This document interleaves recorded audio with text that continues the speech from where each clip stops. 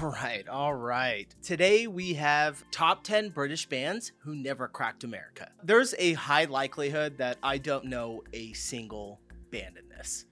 Shit, I don't even know. Like, I can't even tell you that. Like, you know, like, if I'm hoping that there's like one or two that I've heard of, but more likely than not, I probably have no clue what these are. But good news, I love music. I love rock, I love hip hop, I love R&B, classical, you know, anything you can think of. Like, I'm a huge music fan. I'm trying to think of what someone from like a British band that I know, besides the Beatles, of course.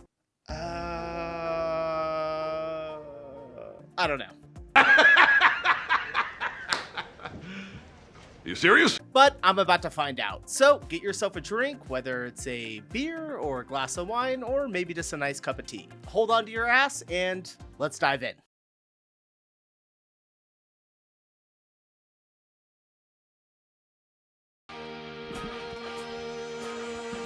These musical groups found fame in the UK, but they remained relatively I gotta turn my obscure in volume the all US. the way up for this one.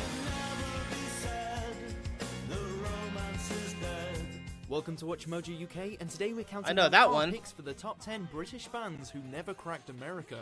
Before we begin, we publish new videos every day, so be sure to subscribe for more great content. For this list, we're focusing on bands that never experienced continuous commercial success in America. Number 10, Supergrass. Dude, I know this band. I know this song. I love this song. Oh, they never cracked in America. I'm like, of course, like we know what some of these bands are, but yeah, this is an amazing song. I love For a this British song. band to successfully cross over into America, it's crucial to capitalize upon the buzz. This definitely cracked in America. Are they going to show me like the billboards, like it didn't get #1 or something like that? Everybody knows this. This is an amazing band. And for Oxford group Supergrass, well, they failed to expand beyond their native demographic.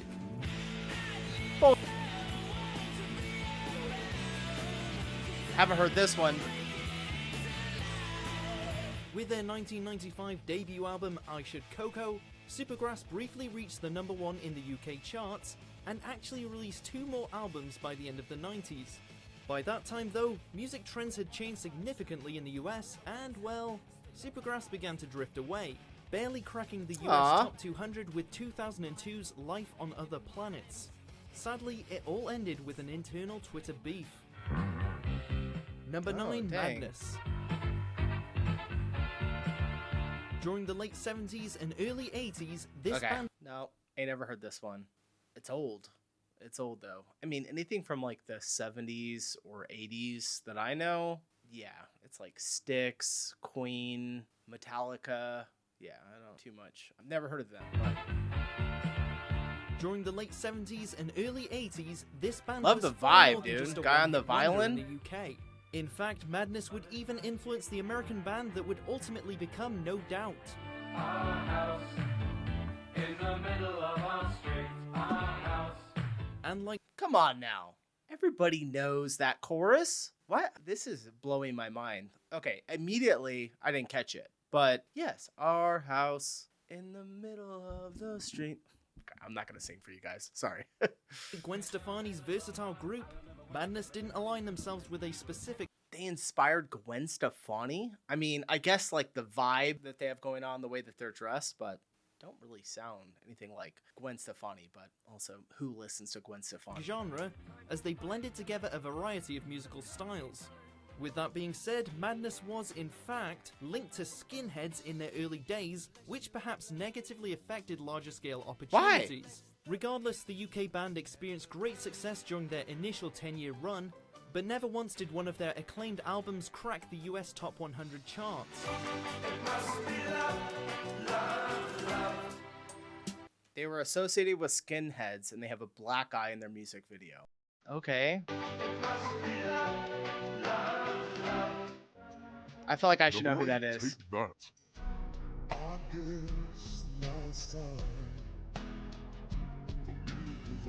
By the mid-90s, the legendary music I don't think executive so. Clive Davis signed this UK boy band to a record deal with Arista, but Take That had Oh, already well, begun to that's why. self-destruct. Yes. In their prime, Gary Barlow stunned critics with I know this song. I know this song. This was a good song too. Like that song. I don't know about the band in general, like all their music, but that was a good song. In their prime, Gary Barlow stunned critics with his songwriting skills, and a young Robbie Williams displayed his obvious star power. And so, Take That seemed primed for America. Yet Williams quit in 1996 just as the pop scene was about to change in the United States. The group initially formed in the early 90s, and despite 3 well-received albums, Take That just didn't seem to have the right amount of mojo to keep it going. Although So they were a boy band in the early 90s, and then right when it started getting popular in America in like the late 90s, they stopped. That sucks. I know that song though. I know that song. the core members would later reunite with Williams in 2010.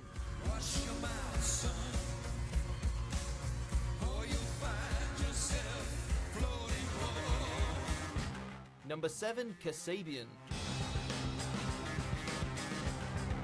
American indie fans have certainly Like I heard know of this this. group from Leicester, despite Feel the like I know fact that this. Kasabian's lead singer Sergio Pizzorno once noted that he hates indie bands.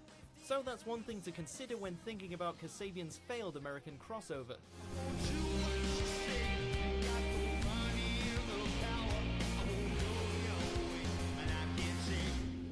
In the UK, they reached number 4 on the UK charts with their I'm not catching it. self-titled 2004 debut, and the next several albums managed to reach number 1.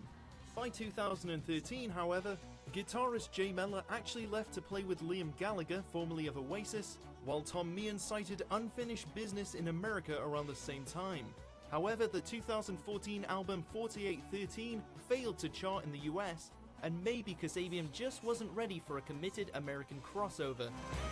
4813. What a like. I wonder why they picked that. There's got to be a story behind it. It's a unique album name. And maybe Kasabian just wasn't ready for a committed American crossover.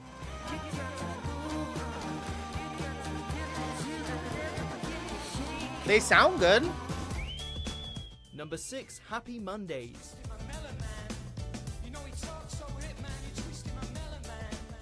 Now this Mojoholics is what you call a Manchester band. From 1980 to 1993, I don't know Happy 'em. Mondays managed to gain quite the following in the UK, certainly with their 1990 album Pills and Thrills and Bellyaches. What an album cover.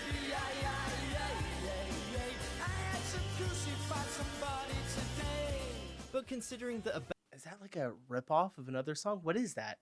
Yippee yippee yeah. Oh, was that that's like Moulin Rouge, isn't it? I don't know the name of the band. That sing. Wait, what? Pills and Thrills and Bellyaches. What was it? Yeah, it's. I mean, it sounds But similar. considering that a band like New Kids on the Block was big in the United States at the time, well, that's just one reason why the Happy Mondays sound failed to connect with the American mainstream. Even so, this is a band that heavily influenced some He of the looks more British. notable UK bands of the 90s, He's got that British such as look. Oasis and the Stone Roses. Yet their sound embodies more of a distinct Euro vibe rather than trendy American hooks.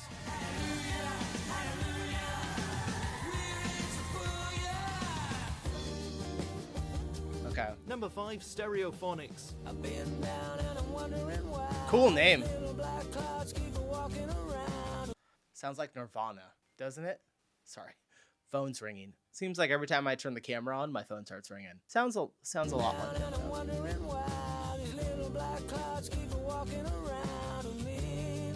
From the late 90s to the early 2000s, Yeah, it sounds this just Welsh like band it. established a reputation for their killer live shows. However, Stereophonics ultimately dismissed original drummer Stuart Cable in 2003. I've heard that name before. Reportedly because he was more interested in his TV show than the band. Sadly, Cable would pass away just 7 years later. In their prime, that Stereophonics sucks. was known as one of the most talented UK bands, releasing 5 #1 albums throughout the 2000s. Yet only Wow. one of those, 2001's Just Enough Education to Perform, managed to crack the US Top 200 charts. I can't get over it. They sound exactly like Nirvana. Not exactly. That was the wrong word. They sound very similar to Nirvana. Despite the lack of American buzz, Stereophonics continues in their native Wales as one of the most highly regarded UK bands of the 21st century.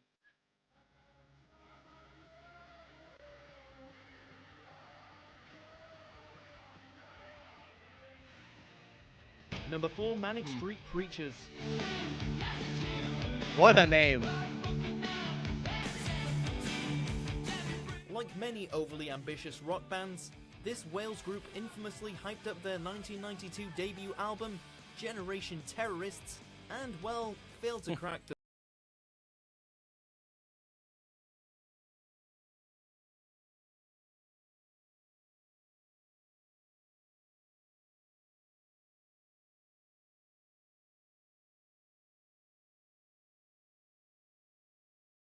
and guitarist Richie Edwards. Their music What? is pure rock, something that US Disappearance? Like they never found his body? guitarist Richie Edwards. Their music is pure rock, something that US rock enthusiasts could easily get behind, or so it would Yeah. seem. But while the Manics became Yeah, they sound iconic good. figures overseas, their sound just never translated to American mainstream consumers. Decades after the loss of Edwards, however, the Manics continue to wail.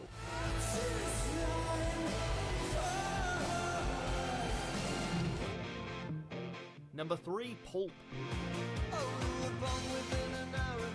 I like how we started the video out of like bands who never cracked in America in like number 10, 9, I think 7. I'm like, I know these bands. I heard them all the time. We get down into the lower numbers, the 4s, the 3s. I'm like, I ain't never heard of these bands ever.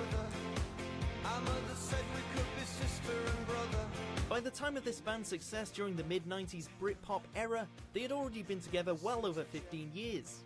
And until then, Dude, Pulp had never rocking that actually outfit. landed a gold record, let alone an American hit. But albums like Different Class and This Is Hardcore teased at a potential American crossover, with the latter finding its way to the US charts in 1996. At this time though, reported drug use and internal scuffling shook up the band. Yeah, they sound a lot like they are British, like just the way that he's singing. But there are a lot of bands that are from Britain that when you hear them, they just sound, I don't know, it sounds natural. It doesn't sound like an English person is speaking it or singing it. I know he sounds a little bit more like it, but like some major bands, and I can't name all of them, but that is one thing that I notice is if someone's really good at singing, and if they're singing in English, you just hear the music. You don't really hear any accent. The album was ultimately released in the early fall of 2001, peaking at number 6 in the UK charts. For a brief time, this group was on par with the likes of Oasis, but like the Gallaghers, Pulp just couldn't manage to keep the unit together. Okay. Number 2, The Jam.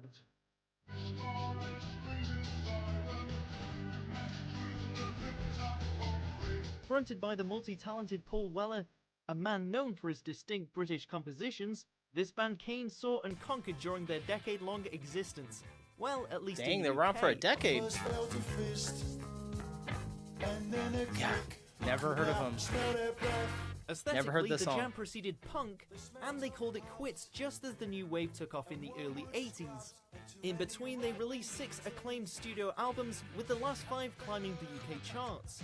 Truth be told, the Jam had somewhat of a steady presence in the US charts during their run, but despite their stylized Okay. look and obvious talent, the party ended with the 1982 release, The Gift.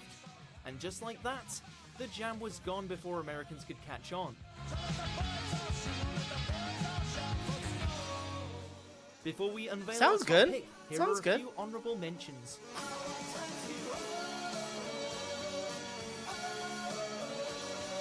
Animal Nitrate.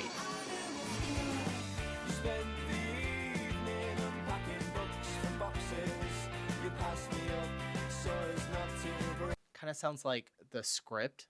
Actually, is the script? Are they English? They might be. Maybe not. They might be American. I don't know. They kind of sound like that. Like a much, or like, you know, not exactly, but they kind of remind me of that.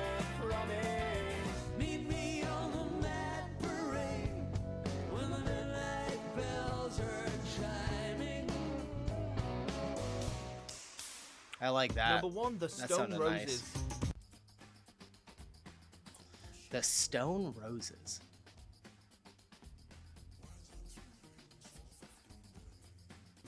If you're even vaguely familiar with the bravado and attitude of Oasis, Well, let's just say the Gallagher brothers were inspired by the Stone Roses. This is a band that once said America doesn't deserve us yet, and while they may have been Okay. right, the Stone Roses didn't seem in a hurry to record consistent music after the renowned 1989 debut.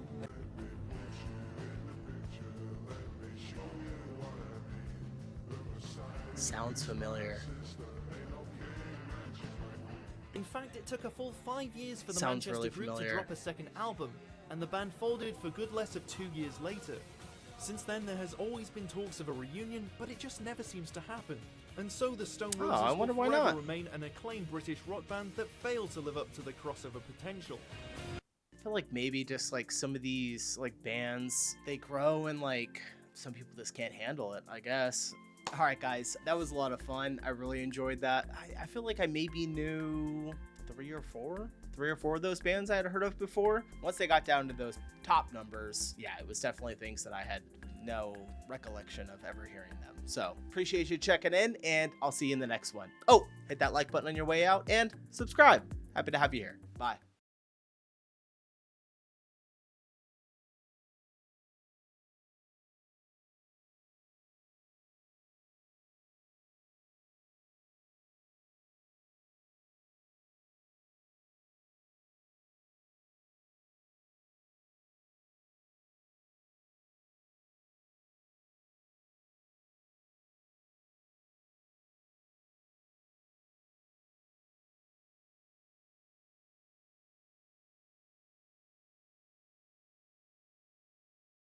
Hey guys, a quick message. This video was extremely hard to get approved on YouTube.